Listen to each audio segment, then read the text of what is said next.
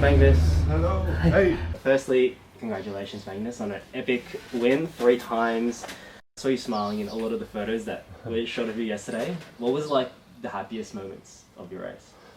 Oh, there are so many happy moments. It's difficult to pinpoint one. It's just it's a race I really like, and for the 3rd time returning was a big experience. But I think some of the happiest moments for sure was seeing my team out there, and I think we all kind of knew when I got away on the bike that there was a possibility that this could end up being really big, and then but you don't want to dream like too early on, so just being we were all staying focused and so on. So but then when they started giving me splits and so on, and they were all there on the last part of the run course to really push me to the finish line. So that is for sure a highlight of mine, was the teamwork and seeing them out there along with the amazing volunteers. I think I had more than 10 people that I really know and trust, coaches, family,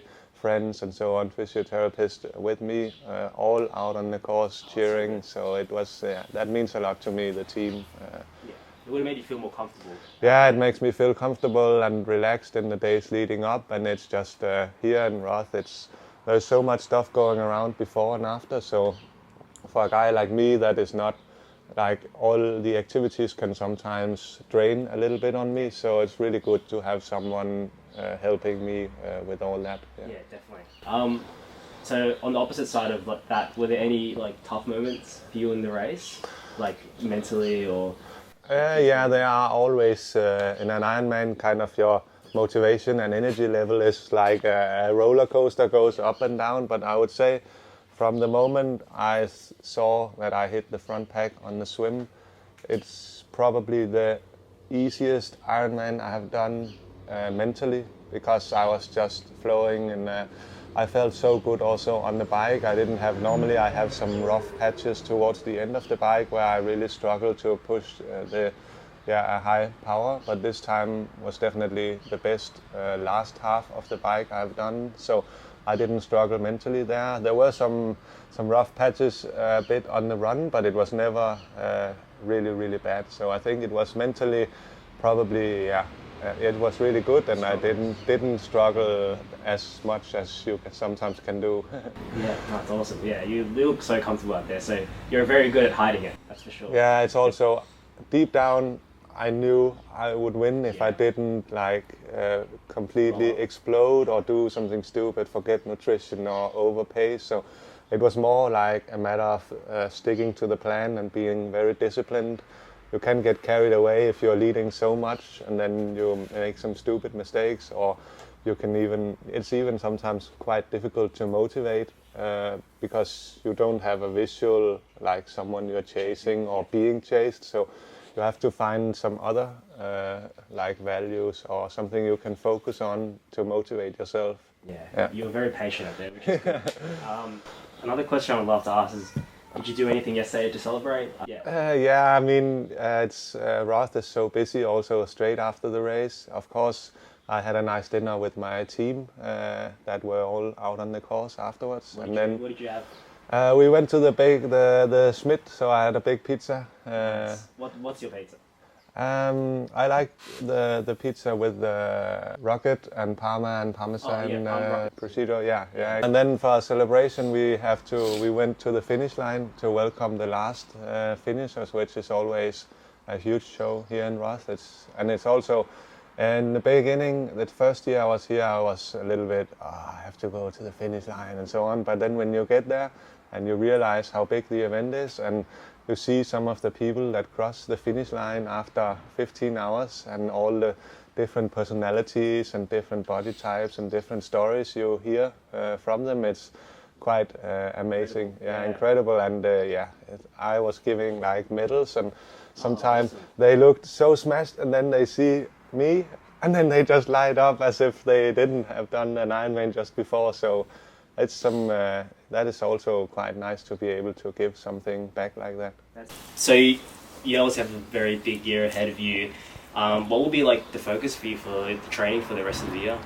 For sure. So I have a PTO T100 London coming up in 3 weeks. This race always takes a lot out of me mentally and physically. So it's not the ideal conditions for that, and I will have to take some recovery now and build and see how that one goes. And then big highlight is obviously Ironman World Championships in Kona, which has always been probably the biggest goal of my season, and I'm really looking forward to that. I planned it so that I have like 3 months from London until Kona without no racing now after London, so should give me some quite good conditions to prepare for that. Yeah, we're super excited to see you out there, and no doubt that you're going to do well. So it's very clear to us that you and your team around you there, you guys are very perfectionists. You know, you do everything like to the T, and it's really awesome to see. What is like your recovery routine to be able to handle all that training? I use many different recovery techniques. I think always sleep and nutrition, what you eat, is for sure the two most important things. And with sleep, sleep a lot and have some good routines. And I'm helped along, by the way, using the triple magnesium. I recently was on an altitude camp for 7 weeks at 2,600 meters. Especially I noticed at altitude, where your sleep is really impacted a lot, that was a big change, and that really helped me, because sometimes sleeping at altitude, your heart rate is so much higher and it's difficult to calm down after sessions, and there I could really notice a difference. And then with the nutrition, I don't follow like a very strict, or don't believe in a very strict plan, because you have to be adaptive and so on, but so a rule of mine is just to try to eat as much as possible and as varied as possible. Awesome. No, it's super cool. Going back to the race, I have one more question about it. I know as pro athletes, your ambitions are so high, and you have you're always looking for that next thing. For you yesterday, would you say that was the perfect race, or would you say there's aspects of it where you see, I can actually work on this, and I can see myself doing even better next time? Yeah, I mean, I think with the level I am at now, it was probably, I feel like I transcended myself and raced to the best of my abilities and got everything out of myself. But that doesn't mean that there is no room for potential. And if you look at how many years I have actually been in the sport, I'm for sure the youngest in that regard in the field. So just by training more years, I think there is still a very big potential. And I mean, the bike course, if you just look at the conditions, were not ideal. I did more power this year, and I rode solo this year, but even was still slower than last year. So just by conditions, there is something to be had on the bike course. Then, of course, with the colder temperatures on the run, that probably made it faster. But there is always many areas where you can find progression, and I believe we are still on the first part of the curve. Awesome. So I've got one more question.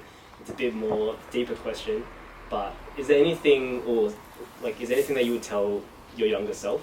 I don't think I'm that old, so I still think I'm pretty young and not that wise. But I mean, just I think I'm doing pretty okay. So just stick to it and keep believing and keep working hard, and surround yourself with the right persons, and then success will come. Thank you, man. Thank you. Appreciate it.